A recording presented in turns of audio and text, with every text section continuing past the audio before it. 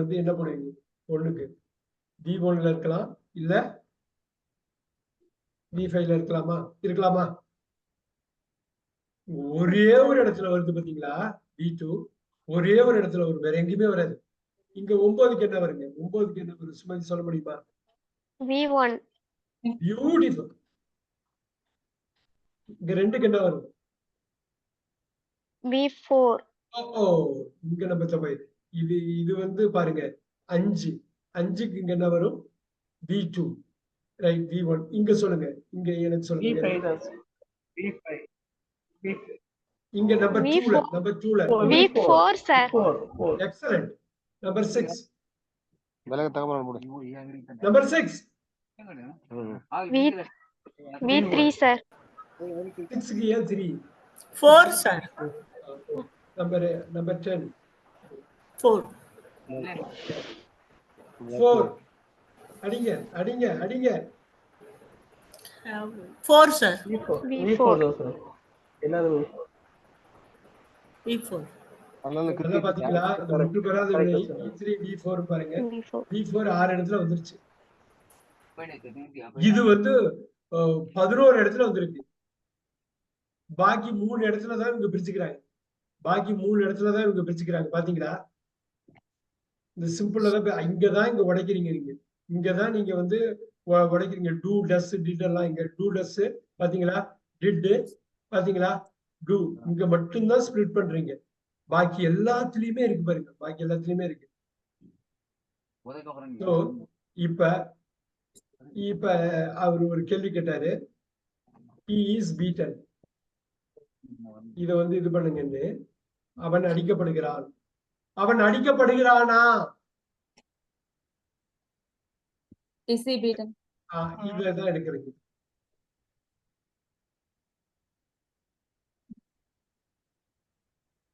இப்ப பாருங்க, he was beaten.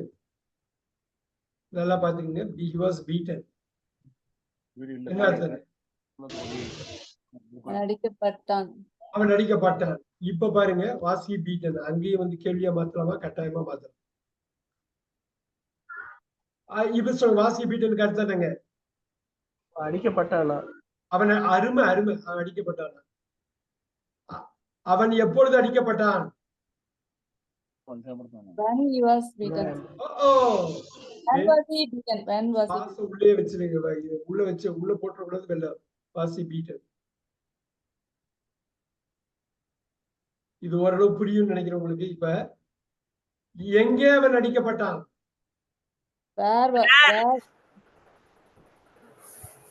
அருமை எப்படி வந்துச்சு பாத்தீங்களா?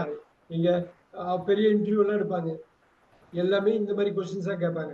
ஆனா ஒண்ணு மட்டும் புரியுதுங்களா? இந்த V3யோட முக்கியத்துவம் எப்படி புரியுது? V3 V4 அங்க முற்று பெறாத வினையா ஒரே ஒரு மீனிங்ல வருது. ஆனா ஏகப்பட்ட ஸ்ட்ரக்சர்ல யூஸ் ஆகுது. ரைட். V3 V4 சேர்த்தே 17 இடம் வருது. வெறும் 3 இடம் தான், பாக்கி எல்லாம் V1 V2 V3 V5 கொடுக்குறாங்க.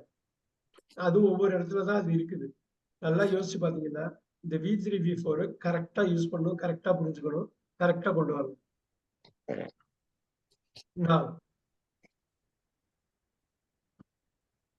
he is being beaten. இதுக்கு என்ன அர்த்தம்? நான் எதுக்கு திருப்பி சொல்றேன்னா, சப்ஜெக்ட் ஆப்ஜெக்ட் நீங்க ஃபுல் அண்டர்ஸ்டாண்டிங் இருக்குதா அப்படிங்கிறத ஏகப்பட்ட ஒர்க் பண்ணிருக்கீங்க, நிறைய யோசிச்சிருக்கீங்க. அவன் அடிக்கப்பட்டு கொண்டிருக்கிறான். இங்க அடிக்கிறது, அடி வாங்குறது யாருங்க? He sir. He sir. He is being beaten. இப்ப he is being beaten எனக்கு அப்படியே கன்வெர்ட் பண்ணி சொல்லுங்க. He is being beaten number என்னங்க? 14 sir. 14. Beautiful. அது என்னவா மாறுங்க? என்ன நம்பரா மாறுங்க? ஈஸி. அது நம்பர் 2 2 மாறும் சார். அப்படியே எனக்கு சொல்லுங்க. இப்ப அப்படியே கன்வெர்ட் பண்ணி சொல்லுங்க. இருக்கிற இன்ஃபர்மேஷன் வச்சு கன்வெர்ட் பண்ணுங்க. Someone is being beating him. நல்லா பாருங்க, நல்லா எங்கேயோ தப்பு பண்றீங்க. someone correct. beating him sir. எல்லாரும் கவனிக்கணும். அருமையா பண்ணாங்க. இந்த இடத்துக்கு வரதுக்கு அவங்க நிறைய ஒர்க் பண்ணிருப்பாங்க. அது பாராட்டக்கூடியது. அந்த தடுமாற்றம் இருக்கதான் செய்யும்.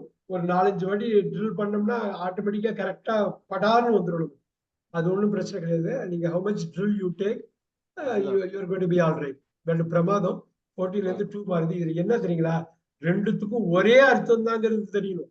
மாத்துறதுல அர்த்தத்தை மாத்திரம் நம்ம பொசிஷனை மாத்திரம், இதை மாத்திரம். ஆனா மீனிங்கை மாத்தல, மீனிங்கை மாத்திடக்கூடாது. மீனிங்கை மாத்திட்டாக்க முடிச்சு போச்சு. is being beaten. இப்ப someone is beating him. Now he is beating them. He is beating them. இதுக்கு என்ன அர்த்தம்? He is beating them. அவன் அவங்களை அடிச்சிட்டு இருக்கான். வாவ், அவன் அடிச்சிட்டு. நம்பர் சொல்லுங்க. அவன் நம்பர் சொல்லுங்க. 2 சார். 2 என்னவா மாறுங்க? அது 14 மாறும் சார். 14 பண்ண 14க்கு 2 2க்கு 14. இதுல எதுவும் மீனிங்கும் மாறாது. நம்ம இடத்தை மட்டும் மாத்திட்டு மீனிங் அப்படியே வச்சுக்க போறோம். இப்ப சொல்லுங்க. அடிங்க அடிங்க. beaten him. இன்னொரு வாட்டி. There they சொல்லுங்க. they ஆரம்பிக்கிறீங்க. Very good start. they are being beaten by him. பிரமாதம் பிரமாதம் பிரமாதம். அதான் இந்த இடத்துக்கு வர்றதுக்கு நிறைய ஒர்க் பண்ணிருக்கீங்க. I appreciate. Very good very good very good. Note பண்ணிக்கிங்க. இதுக்கு இன்னொரு வாட்டி நான் திருப்பி சொல்றேன். இது வந்து சும்மா வந்து ஆக்சுவல் வந்து பேசிவ் மாத்திருக்கமே தவிர மீனிங்கை மாத்தல. மீனிங் அந்த அந்த கான்செப்ட் புரிஞ்சாதான் நீங்க சப்ஜெக்ட் ஆப்ஜெக்ட ப்ராப்பரா ஹேண்டில் பண்ணுவீங்க. அதுக்குதான் திருப்பி சொல்றது. இங்க பாருங்க, இங்க அடி வாங்கினது யாருங்க? he is beating them. அடி வாங்கினது யாருங்க? அவர்கள். அவர்கள். இங்க அடி வாங்கினது யாருங்க? they are being beaten by him. அங்க அடி வாங்கினது யாருங்க? அவங்களே தான். அவ்வளவு முக்கியம், அவ்வளவு முக்கியம். ஏன் தெரியுங்களா? இந்த இடத்துல இப்ப நான் கேட்ட கொஞ்ச நேரத்துக்கு முன்னாடி தடுமாறுனதுக்கு காரணம் இப்ப இருக்கு. he is beaten. he is beaten. நம்ம ஈஸியா கேஷுவலா ஈஸி கிளாஸ் போட முடியாதுங்க. he is beaten. யாருங்க அடி வாங்கினா? இங்க அடி வாங்கினது யாரு? he sir. now அருமையா சொல்லுங்க. he has beaten. இங்க அடி வாங்கினது யாருங்க? someone. அருமை அருமை. அர்த்தமே வேற. ஆனா அப்படிப்பட்ட விஷயம் இல்லை. இந்த கன்வர்ஷன் அப்படிப்பட்ட விஷயம் இல்லை. இந்த அர்த்தத்தை ஒண்ணா வச்சுக்கிட்டு இன்னொரு வகையில ஆங்கிலத்தை பேசுற ஒரு பெரிய விசிபிலிட்டி, வயபிலிட்டி, பிளெக்சிபிலிட்டியை கொடுக்கக்கூடிய பெரிய ப்ராசஸ். ஆக்டிவ் பாசிவ் தெரிஞ்சதுன்னா பெரிய விஷயம். இந்த என்ஜினை, ஒரு காரோட இன்ஜினை கம்ப்ளீட்டா புரிஞ்சுக்கிற மாதிரி. ப்ரொபோஷன்ல தப்பு பண்ண மாட்டீங்க, சப்ஜெக்ட்ல தப்பு பண்ண மாட்டீங்க, ஆப்ஜெக்ட்ல தப்பு பண்ண மாட்டீங்க, சப்போர்ட்டிங் வேர்ப்ல தப்பு பண்ண மாட்டீங்க, மெயின் வேர்ப்ல தப்பு பண்ண மாட்டீங்க, மீனிங்ல தப்பு பண்ண மாட்டீங்க, எதுலையுமே தப்பு பண்ண மாட்டீங்க. அந்த இன்ஜினை புரிஞ்சுக்கிட்டா போதும், கார் எப்படி ஓடுதுன்னு தெரிஞ்சுக்கிட்டா போதும். as simple as that. அவ்வளவு முக்கியமான ஒரு பாயிண்ட். அவர் கேட்டாரு, நம்ம ஒரு 15-20 மினிட்ஸ் ஸ்பெண்ட் பண்ணோம். It's worth spending. கட்டாயமா இட்ஸ் ஒர்த் ஸ்பெண்டிங். அதுல வந்து நான் ஒரே ஒரு விஷயம் மட்டும் பண்ண போறேன். ஏன்னா முக்கியமான ஒரு இது குயிக்கா முடிச்சிடுறேன். இது சொல்லணும். ஆங்கிலத்துக்கு தமிழுக்கு உள்ள வேறுபாடு நீங்க தெரிஞ்சுக்கிட்டே இருக்கணும். அது தெரியறப்ப உங்களுக்கு கொஞ்சம் ஈஸி ஆயிடும். இப்ப பாருங்க, நான் ஜென்ரலா சொல்றதுதான் ஐ கோ. நான் போறேன், நான் போறேன், நான் போறேன். இங்க பாருங்க, இங்கிலீஷ் வந்து இங்கிலீஷுக்குன்னு உரித்தான ஒரு விஷயம். இந்த எஸ்வியை வந்து நீங்க விடவே கூடாது. Subject verb. எஸ்வினா subject and verb. First subject கொண்டு வாங்க, அப்புறம் வேர்பு கொண்டு வாங்க. தமிழ் அப்படி இல்லை. வேர்புக்குள்ளேயே ஒளிஞ்சிருக்கும். சப்ஜெக்டே வெளியில தெரிய வேண்டிய அவசியமே இல்லை. நான் போறேன், நான் போறேன்னா வெறும் போறேன்னு சொன்னாலும் போதும் தமிழ்ல. ஆனா இங்கிலீஷ்ல வெறும் கோ சொல்ல முடியாது. வெறும் கோன்னா அது கமெண்ட் ஆயிடும். போன்னு சொல்ற மாதிரி ஆயிடும். போறேன்னு சொல்றதுக்குரிய இது இருக்காது. நீங்க சப்ஜெக்டை போட்டாதான் இந்த கோவோட கரெக்டான மீனிங் கொண்டு வர முடியும். நான் போறேன், நான் போறேன். தமிழ் எழுதிக்கிங்க. இங்க பாருங்க, ஐ கோ. இது ஃபியூ மினிட்ஸ் தான் எடுப்பேன். ஏன்னா இது வந்து ஒரு ஈஸியானது. ஆனா நீங்க முக்கியமா தெரிஞ்சுக்க வேண்டியது. ஐ கோ டு த மார்க்கெட். நல்லா பாருங்க, நான் எப்படி செக்மெண்ட் பண்றேன்னு பாருங்க. இது எதுக்குங்க? நான் போறேன், நான் மார்க்கெட்டுக்கு போறேன், நான் சந்தைக்கு போறேன். முக்கியமா இங்கிலீஷ்க்கு தமிழுக்கு இங்கதான் வேற. நம்ம தமிழ் நினைச்சிட்டு இங்கிலீஷ பேசுறப்பதான் இங்க தடுமாறி போறதுக்கு காரணம் இதுதான். நான் போறேன், நான் மார்க்கெட்டுக்கு போறேன், நான் போறேன், நான் மார்க்கெட்டுக்கு போறேன், நான் போறேன், நான் மார்க்கெட்டுக்கு போறேன். இங்க பாருங்க, போறேன்னு வந்து தமிழ்ல வந்து எண்டுல வச்சுட்டோமா? நான் மார்க்கெட்டுக்கு போறேன். நான் போறேங்கிறது இங்க சிம்பிளா இருக்கிறப்போ ஒண்ணும் தெரியல, ரெண்டும் ஒண்ணா இருந்தது. ஆனா தமிழும் ஆங்கிலமும் எங்க வேறுபாடை காட்டுதுன்னா நீங்க ஆட் பண்ணிக்கிட்டே போறப்ப நான் சந்தைக்கு போறேன். இங்க போறேன்னு முன்னாடி போடுறீங்க, verb முன்னாடி எழுதிக்கீங்க. verb at the front. இவ்வளவு பேசுன verb ஏகப்பட்ட வாட்டி verb 20 போடலாம், 5 பார்க்கலாம், 5 ஃபார்ம் பார்க்கலாம், 20 போடலாம், 2 ஸ்பிளிட் பண்ணலாம்னு சொல்ற அந்த பெரிய விஷயம் இங்கிலீஷ்ல முன்னாடியே வருது. ஃப்ரண்ட் எதுக்கீங்க? ஃப்ரண்ட் verb வந்து ஃப்ரண்ட்ல இருக்கு. எங்க? இங்கிலீஷ். நோட் பண்ணிக்கொள்ளுங்கள், முக்கியமா பண்ணிக்கீங்க. ஏன்னா இது விளக்குறதுல உங்களுக்கு புரிஞ்சிடும். இதே verb வந்து பேக் பின்னாடி போயிடும் தமிழ்ல. அதனாலதான் நமக்கு கஷ்டம் வருது. ஐயோ கஷ்டம் வந்து ஈஸ் பீட்டன் ஹியஸ் பீட்டன் கஷ்டம் வந்து பாத்தீங்களா? ஒரு வார்த்தை இசுக்கும் ஹாஸுக்கும் என்னப்பா வித்தியாசம்? மாறியே போயிடும். இசுக்கு பதிலா ஹாஸ் போட்டீங்கன்னா மாறியே போயிடும். வாசு போற இடத்துல வாசு போடலன்னா மாறியே போயிடும். அதுவும் பார்க்க போறோம் நம்ம. ரைட்?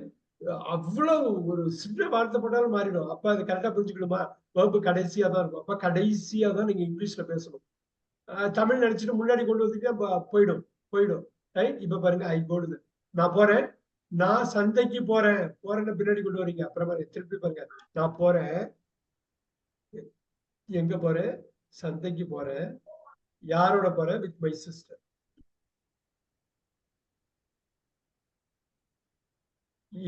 பாருங்க, என்னோட தங்க சகோதரியோட பாருங்க, என்னோட சகோதரியோட சந்தைக்கு நான் போறேன். அந்த போறேன்னு கடைசி போறேன். நான் என் சகோதரியோட சந்தைக்கு போறேன். அந்த போறேன்னு திருப்பி கடைசியில போறேன். எங்கேயோ கொண்டு போயிட்டோம் பாருங்க. ஆனா இங்கிலீஷ்ல உள்ளேயே இருக்கு.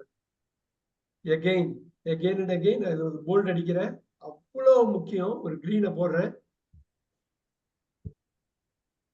இந்த எஸ்வி வந்து கட்டாயமா தெரிஞ்சுக்கணும். இப்ப நான் போறேன் பாருங்க, நான் போறேன் சந்தைக்கு போறேன் பாருங்க, சந்தைக்குன்னு உள்ள வந்துருச்சு. சகோதரியோட போறேன். எப்படி அது இது கொள்றோம்? பை பஸ்ல போறேன், பேருந்துல போறேன். வா, நான் சகோதரியுடன் சந்தைக்கு பேருந்தில் செல்கிறேன். வா, இந்த செல்கிறேனை வந்து கடைசியா போட்டேன். போறேங்கிற விஷயத்த கடைசியா போட்டேன். நல்லா பாருங்க. I go to the market with my sister by bus. எப்ப every Thursday. Wow.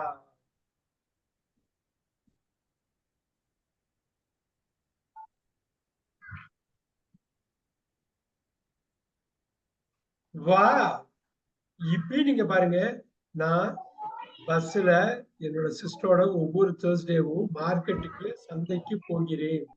வா,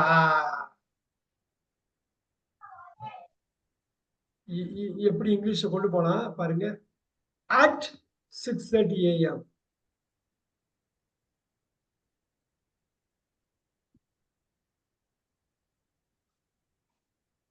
ஒவ்வொரு தேர்ஸ்டேவும் 6:30 மணிக்கு காலையில பஸ்ல என்னோட சகோதரியோட சந்தைக்கு போறேன். நான் கூட இங்க போட மாட்டோம். போறேன்னு போட்டாலே ஐ வந்துடும். வா, இந்த கோவை முன்னாடி கொண்டு வந்தது இங்க வந்து அவ்வளவு எண்டுல இருக்கு.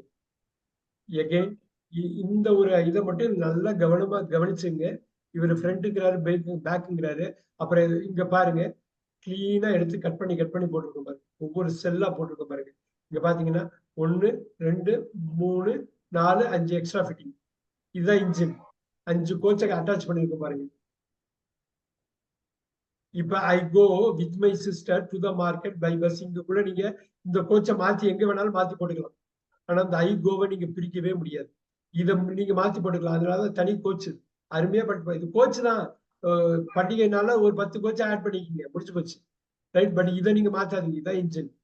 ஸோ இந்த இன்ஜின் எஸ்வில இருக்கு. வேர்பு, இந்த வேர்பு வந்து இந்த வேர்பை தான் 5ஆ பார்க்கலாம், 2ஆ பிரிக்கலாம், 20ஆ பங்கிடலாம். அந்த வேர்பு வந்து ஒவ்வொரு வாக்கியம் நீங்க பேசுறதுலயும் தமிழ்ல இருக்க மாதிரி இல்ல, இங்கிலீஷ்ல வேற மாதிரி இருக்கு. அப்படி இங்கிலீஷ்ல வேற மாதிரி இருக்கிறதுனாலதான் அந்த கஷ்டம் வருது. இன்னும் 2-3 கஷ்டம் இருக்கு. அதை நம்ம வந்து பேசணும். அதை பேசினாதான் இங்கிலீஷுக்கு தமிழுக்கு உள்ள மிகப்பெரிய வேறுபாடு உங்களுக்கு தெரிஞ்சே ஆகும். அப்பதான் நீங்க அதை பேசுறப்ப, அதை அணுகிறப்ப ரொம்ப ஈஸியா பண்ணுவீங்க. இவ்வளவுதானா? இதான் சூட்சம். அந்த மாதிரி ஒரு சூட்சம் தான்